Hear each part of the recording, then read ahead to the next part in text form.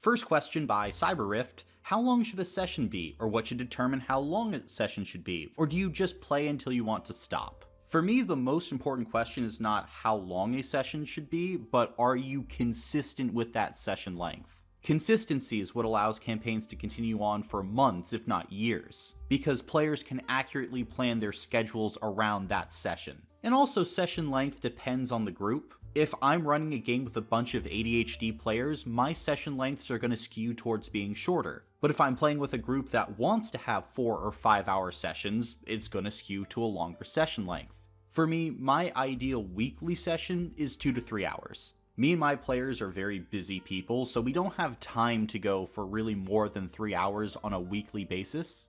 But anything under 2 hours feels a little bit too short, at least for me. About 2.5 hours though is what generally most of my players can manage on a weekly basis at a certain time. It's also an amount of time that I can prep for pretty consistently and easily. And again, I think that is the name of the game here with session length: consistency. If you have a consistent session length, that is better than pretty much any other advice I could give you. Pick a time that works for you and your players long term and stick with that, because that is going to make sure your group is playing TTRPGs more than the alternative. I was a player in a group that would not even consider meeting unless the session was at least 6 hours. And I tracked the total time amount played in that group over a year compared to one of my groups that can only meet for 2 hours a week.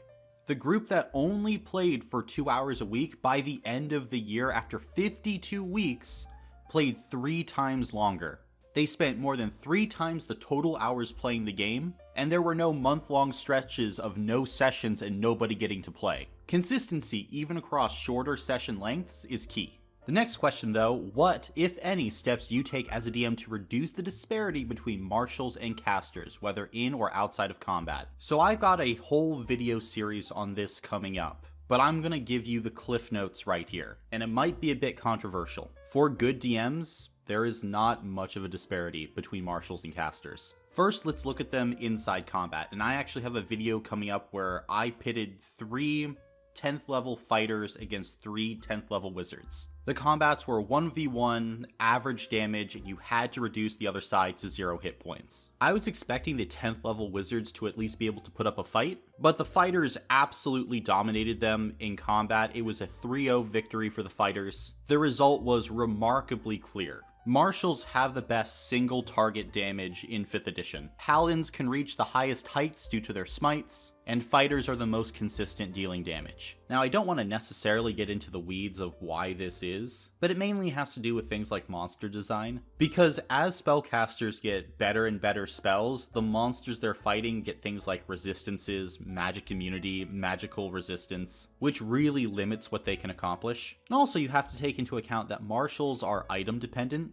The magical weapon a marshal is wielding adds a lot to their entire character build. The same is true if they're wearing armor or a cloak or a helm. So when looking at marshals and casters, you have to go beyond what the class and the subclass really says, and look at them in terms of the entire game. Now, of course, there will be DMs out there that will say, well, casters still far outpace marshals in combat. They have better buffs, they have better AoEs, they can end a combat early. And this is my personal opinion, but if casters are ruining your combats, get good at designing encounters. Straight up, this is a game master skill issue on your part. If at 7th level you are sending a legion of smaller little goblins up to a wizard, bunched all in a group with the marshals back, then yeah, the wizard dropping a fireball in the middle of those goblins is going to seem devastating. This is why we have to formulate encounters and battle maps to challenge members of the party, or have more advanced tactics so any class just cannot sit back and do their best strategy over and over again.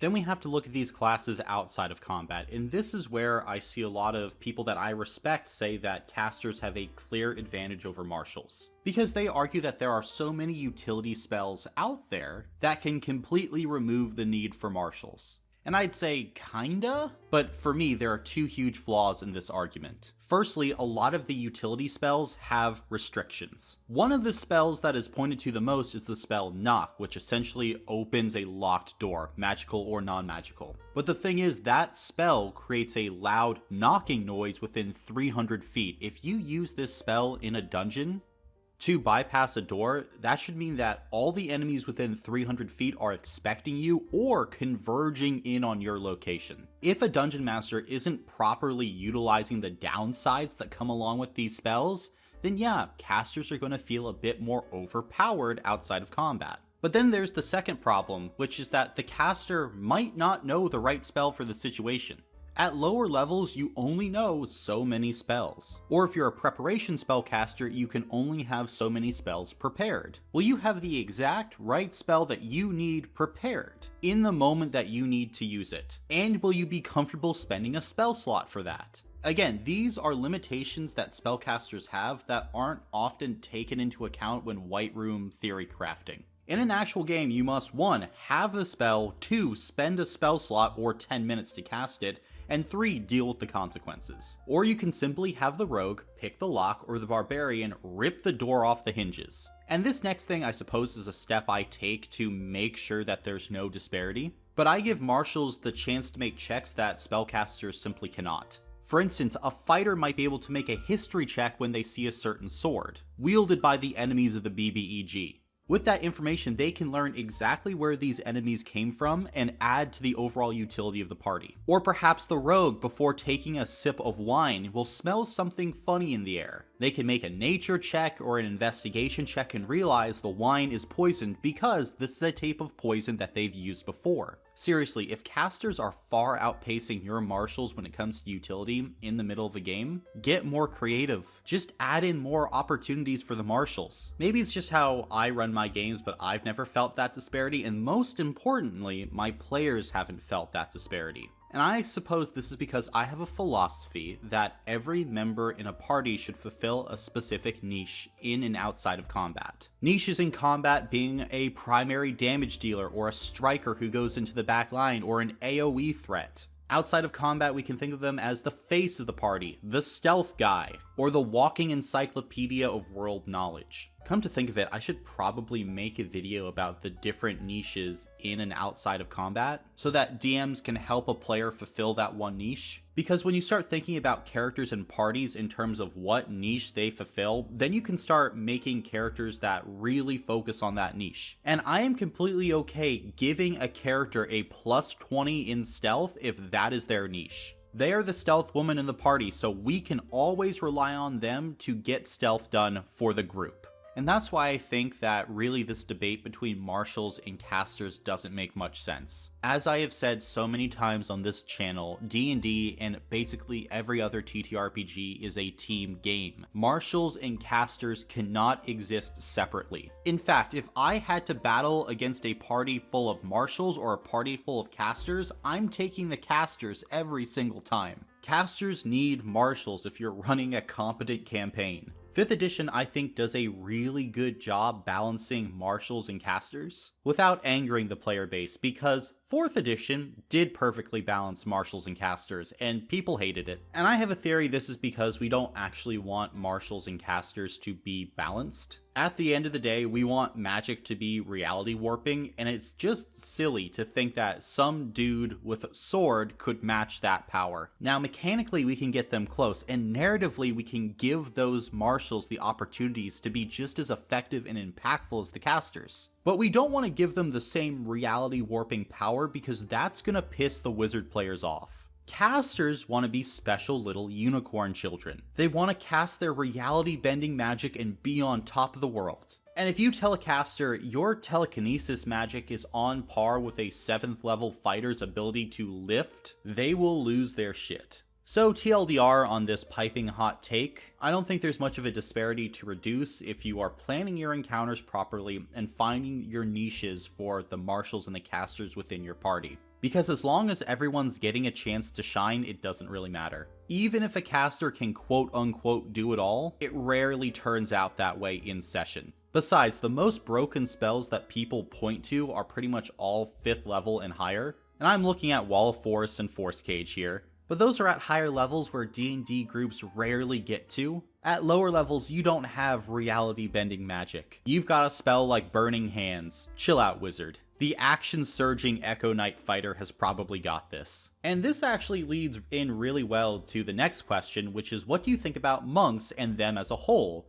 Or changes you make to the home rules so that monks can scale easier so that the party can have a good time. I think those final words, good time, are what's important here. Because it doesn't matter if a class is the most powerful or not as long as the player and the party are having a good time. With this being said, it's difficult because the monk doesn't have a solidified niche, or at least a niche that it can do every time. The monk doesn't have the damage to be a primary damage dealer. So then we start looking at the monk in terms of its role as a striker. A striker being a character that gets into the backline of an enemy formation and disrupts their glass cannons and their spellcasters. So things like monks, rogues, and I'd argue warlocks are all strikers. The biggest problem with the monk though is its key points. A monk does not get enough key points to support itself inside of combat. So at lower levels, a monk is going to be heavily restricted. Now, if you give a monk double the key points or a number of key points plus its wisdom modifier, then I think it's fine. I also love to give my monks a D10 hit die instead of a D8, just because they are on the front lines so often that it really doesn't make sense why they have a D8 hit die. In fact, and this is an idea that I haven't implemented yet, but I've been toying around with, giving a monk a D12 hit die. The monk class focuses on bodily perfection so much that I think it kind of makes sense for them to have a D12.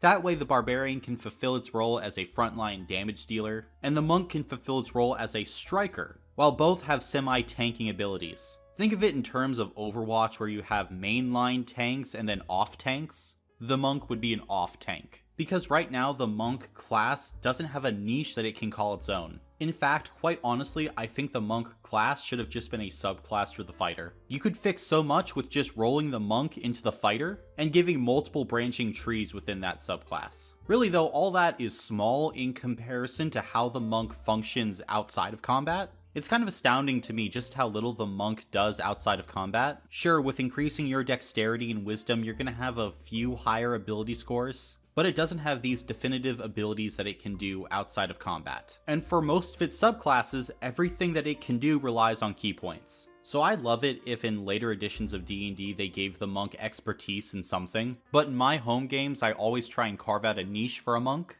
Whether this be with magic items to boost their unarmed damage or to boost their overall health total, or perhaps just providing a monk more opportunities due to its class to roleplay that fantasy of being a monk. Like my monks will have just overall lower DCs for acrobatics checks or can make more history or nature checks, just because they studied so much in the monastery. It is certainly the class though that I have to work hardest at to make fun and interesting. When I released this video, I actually had monks in multiple campaigns, and one of them came to me after they watched the video and they were like, oh yeah, no, you're completely right with everything you said. I'm just lucky that I don't feel it because my character has all these items and extra opportunities. I can't possibly imagine in a campaign what it's like to play a monk with a DM that doesn't know how to cater a campaign to the players. Because sure, it sucks if you're playing a wizard and you have a DM that doesn't provide spell scrolls for you, but if you're just playing a base monk in a party of, heaven forbid, a fighter and a rogue and a wizard, what the hell are you supposed to do? There is nothing that you do better than any of those classes.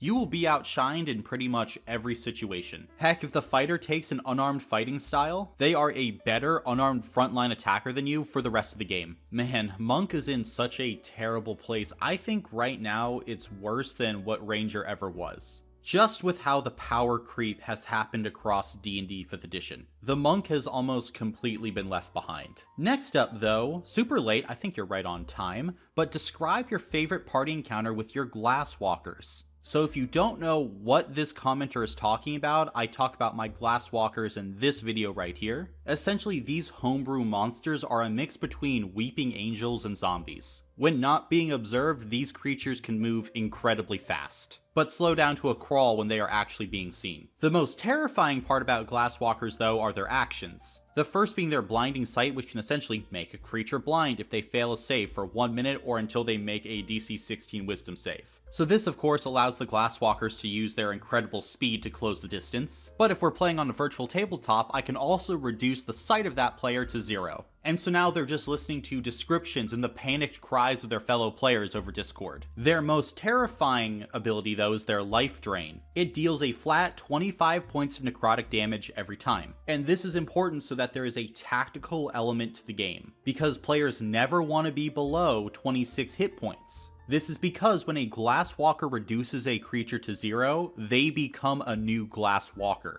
Now, if the new Glasswalker is reduced to 0 hit points before a minute has passed and there are no other Glasswalkers within their radius for 1 round, then they return to their regular self. There are a few other stipulations and rules in there, but those are the basics of a Glasswalker. They are a terrifying force for any level party. Now, the best encounter I ever ran with Glasswalkers is probably the one I ran for my longest running group. This group has been going for almost 7 years now. Weekly games, averaging 45 sessions a year, one of my favorite groups of all time. And they had a situation where they had retreated inside this house in the middle of the countryside as the Glasswalkers were sweeping across the lands, turning everything to glass. Then we had this Night of the Living Dead type session, where the party and a few friendly NPCs tried to barricade this house as a horde of Glasswalkers began to attack. It was so nerve-wracking as the party watched these endless waves of Glasswalkers crash upon their defenses. And slowly but surely, friendly NPC after friendly NPC was turned into a Glasswalker as they retreated up the stairs of this country farmhouse. Eventually, they repulsed a wave of Glasswalkers, but saw there were more on the horizon. At this point, they had exhausted pretty much all their healing, and at this point, this party was level 15 or 16. They were not a low-level party by any means. So for all of them to have no healing, be under 26 hit points, and terrified that they were going to die, was an accomplishment if I do say so myself. However, at the 11th hour, the cavalry arrived, as this friendly drow NPC that the party had been traveling with called for help. Soldiers from their city came, swept through the Glasswalkers, and were able to rescue the party. But this really wasn't a rescue, it was more of a kidnapping, since the party learned that this drow NPC was actually a runaway princess, and the drow were taking her and the party back to the drow city. This was the impetus for a fantastic political intrigue campaign arc within that drow city, but that's a story for another time. This was my favorite encounter for the Glasswalkers though, because it was a situation where the party could not run away from the Glasswalkers. They had to stand and fight against these terrifying enemies that slowly but surely worked their way through the party's resources and even their allies. It was a tough, grueling final stand that the party just managed to pull off. But it was that encounter which solidified the Glasswalkers as my most terrifying creature that I've ever made. There is a certain inevitability to the Glasswalkers which I think is present in all good horror. Zombies are partially scary because eventually the zombies are going to win. Humanity will all die, it's inevitable. The same is kind of true for the Glasswalkers. Eventually, everything will become glass, and that's inevitable. Next question though, what do you think of Vultures? They're important for the ecosystem. Although I'm assuming this question refers to the Vultures RPG. Honestly, I've never played it, and I've never met anybody who's played it, so I have no opinion, but I hope it's good.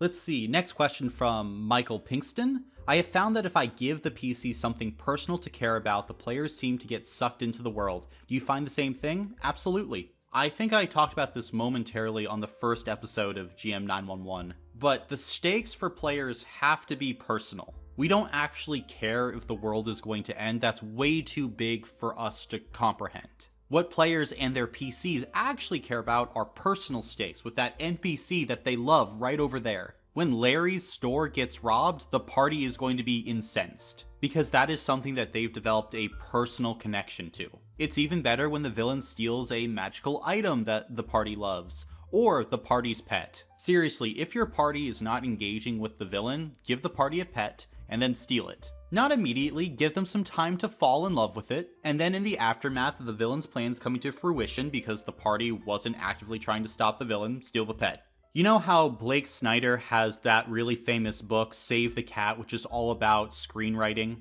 Well, my dungeon mastering book about storytelling is probably Steal the Pet. So yeah, absolutely give a PC something personal to care about. Now this is with the caveat that it actually has to be something that the player cares about too. At this point, I know most of my players so well that I can just give them something with 99% certainty that they're really going to care about it. But if you're a new DM or you're DMing for a new player, you gotta very carefully watch what those people latch onto. Next question though, what's your process/reasoning for picking the images you use while you talk? Well, this depends. Most of the images are related to D&D in some way. There are some moments where I know that I want a specific image on screen. There's some times where I'm just putting it together while I'm editing a video, and it just kind of feels right. Now, for some of the videos that I've been releasing in July, I have this stock roll of footages and images pre-cut and edited together that I can throw into a video, because otherwise, A, I would get demonetized like crazy. And this is something that you guys don't know, because I don't share it often, but so many of my videos are just completely demonetized. Like my Paladin Guide video, completely demonetized. My NFL Fantasy Football video, demonetized. A lot of older videos, demonetized. Brief History of the Satanic Panic, demonetized. Well, now I've gotten it to limited, and I fought for that because I don't really care about the money. I don't do this for money at all. But I do care because a demonetized video or a limited video is shown to less people. There are less impressions on it. So I have to be very, very careful about what I put in my videos and for how long. Else my video gets demonetized and basically nobody sees it. Or far less people see it than would have otherwise seen the video. So I've only started using video clips in sequences that I know will not get demonetized. And B, second reason, is that I could not make 31 videos in 31 days. Well, actually it's going to end up probably being 33 videos in 33 days if I had to re-edit every transition, place every new little clip in there by hand every single time. Because I have to keep the images changing, else people click off the video. The videos where images don't change every like 3 seconds, or there are static images on screen, have far less retention. The retention graph literally looks like a cliff. And I know some of you are going to watch to the very end no matter what. But ideally, if I can get at least 35% of the audience to watch till the end, I'm doing a pretty good job. So I suppose my process is put in certain images in points where I know I want them to be, then put in safe images behind those so that I know my videos won't get demonetized. Because God, it sucks to know that I've lost out on literally thousands of dollars in ad revenue. But I refuse to change the videos because I like them best how they are. I'm not going to change that Paladin Guide video because I am extremely proud of it. That is a video I spent literal months on. I am re-editing that video over my dead body. So yeah, that's the process. Do you think the one D&D Moon Druid should get an extra attack at 10th level? I don't know, I haven't been paying the most attention to one D&D. If they got rid of elemental forms, then probably. I think they got rid of your actual ability to turn into full elementals. But yeah, I think the 5th edition Moon Druid is more balanced and doesn't need an extra attack, just because it wasn't doing that much damage in its wild shape forms anyway. The Moon Druid isn't necessarily a better tank than a Barbarian, because the Barbarian's damage and other abilities cause it to need to be dealt with by other enemies. A Moon Druid's base damage is not great. You're not going to force enemies to have to attack into you to down you. At least base. I mean, there are ways you can do it, but you can just check out my Moon Druid guide video if you want to learn more about how to play a Moon Druid. Now, in 1D&D, with how they are really just destroying the Druid class, I mean, probably they could use an extra attack at 10th level. But I am just so disappointed on so many levels with 1D&D so far. And it's only playtesting, so I'm trying to stay optimistic. But good lord, is it just rough sometimes reading this playtest material. As it kind of feels, oh, you know what it feels like? So Diablo 4 just came out, and Blizzard released maybe the worst balance patch in all of gaming history. It just makes the game so unfun to play. It feels like Wizards of the Coast are doing the exact same thing with 1D&D. This is a balance patch that, in my opinion, makes the game less fun to play. And they're following in the footsteps of D&D 4th edition because they're trying to make it easier to play online. Not only that, but they're trying to adapt the game for virtual tabletops. So that means simplifying mechanics, making things once per turn, and really dialing back a lot of the game. But in doing all of these changes, at least in the playtest material, it kinda sucks. And I would be shocked if the designers of D&D are wanting to do this. My guess is that execs are pushing this general style of development, but I think that within a year, we are probably going to have a mini rebellion on our hands. At least, if the full release of one D&D is very similar to the playtest material. Next up though, you would love Pathfinder. I've played Pathfinder. I do not like Pathfinder. I don't like it because it has a lot of the same problems that D&D 3.5 had. In my opinion, Pathfinder just has way too many mechanics for its own good. The system is a lot crunchier than it needs to be, and the onboarding process is really difficult for new players. Also, earlier in this video, we talked about the divide between marshals and casters. Pathfinder exacerbates this divide. It also exacerbates the divide between new players and veteran players, because you can make a character in Pathfinder 1E and 2E that is completely broken. On both ends of the spectrum, a character that physically cannot function, and a character who is better at literally every niche than the rest of the party. It is a power gamer's dream of a system, but for certain groups of casual players, or players who are really in it for the role-playing element of the game, Pathfinder is not it. For all the shit that gets talked about D&D 5th edition, I think that it is truly the best edition of the game. There's a reason why D&D is more popular than it's ever been, because it's the best that it's ever been. Really, I think it was the best that it had ever been in like 2020.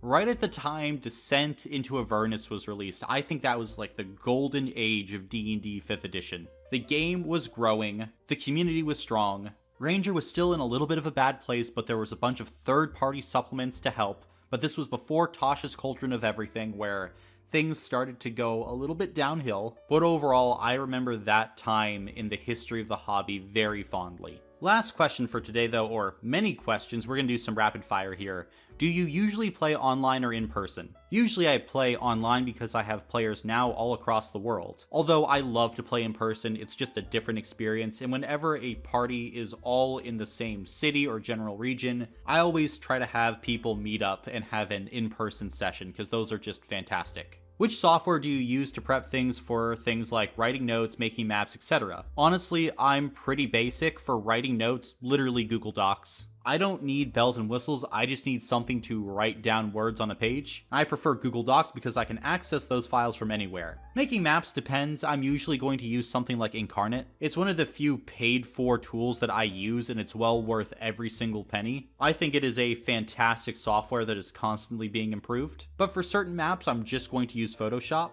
because all I really need to do is show the big elements in a room and the general volume and shape of that room, and I can do that with simple lines on Photoshop. For audio and music, I use Audacity, same thing that I'm recording in right now. I use music heavily in my campaigns, and so when I'm not downloading very specific tracks to play as the party is sitting around or is in combat, I'm composing custom music pieces online. Could I be using better software? Absolutely, I just don't care enough to use them. Do you use miniatures? Yes, in person. Online, I tend to make these photoshopped little tokens. It allows a party to see generally what an NPC or a creature looks like, while also giving this level of abstraction that I think is very useful. Now for running games online, I have my own Discord server that I use for all my D&D parties. I would not be able to run 7 games a week if I didn't have everything structured in one Discord server. As for my virtual tabletop of choice, I used Roll20 for years, but I very quickly became aware of the many limitations of Roll20. For the last year and a half, I've been using a different virtual tabletop that I think is the best on the market. It's called Foundry VTT. This software is the Ferrari of virtual tabletops. I only scratched the surface of what Foundry can really do, and I'm learning new things about Foundry all the time. But even past what the base software can do, the community has a strong modding community. So you can find literally thousands of incredible mods to improve your tabletop RPG games. It is by far the best virtual tabletop I have ever used. All my players who have switched over to Foundry love it, and on top of having less features than Roll20, it is overall less strain on a computer than Roll20 is. Oh, it's also a one-time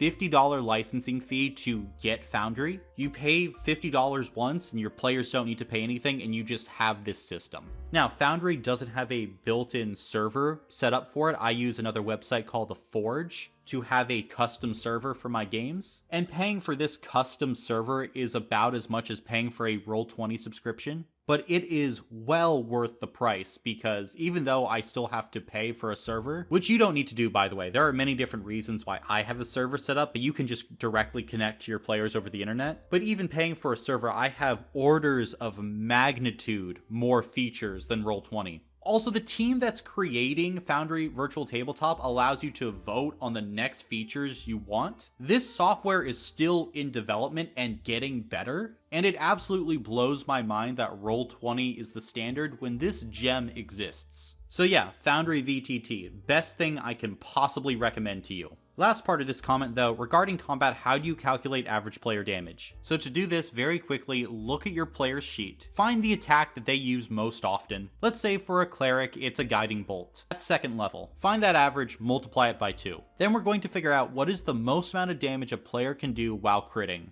Then we're going to add that to our total average. So now you have the damage for 2 average rounds of combat, plus the damage if they went all out. You're going to divide that by 3, and that's generally how I ballpark player damage. Because usually players are going to do a bit more damage than you expect, so this just kind of smooths everything out. Now my actual system is a lot more complicated than that. This is my quick off-the-cuff answer. Basically though, look at a player's character sheet, figure out what their average attack is, figure out the average damage for that attack. Are they a fighter or a barbarian? They have multiple attacks per action, factor that in. Add in a bit more damage on top to account for crits or bullshit, and bam, you have a general figure for average damage. Also, before this video ends, I just want to give a massive thank you to all of you because the channel has been growing so rapidly these past few days. I thought about a week ago that hitting 10,000 subscribers in the month of July would be a bit of a long shot, but over the past few days with all the new viewers and subscribers, it looks like we actually might have a chance to hit 10,000. Which is honestly crazy to me, and I'm trying to figure out what I should do for 10,000 subscribers. Because 10,000 is a big milestone, right? And I don't want it to just kind of pass under the radar. So let me know in the comments if you have any ideas for what should happen at 10,000 subscribers. Also, if you have any more questions for next week's episode, and if you haven't seen the previous episode, check out this video right here. And thank you for entering the dungeon.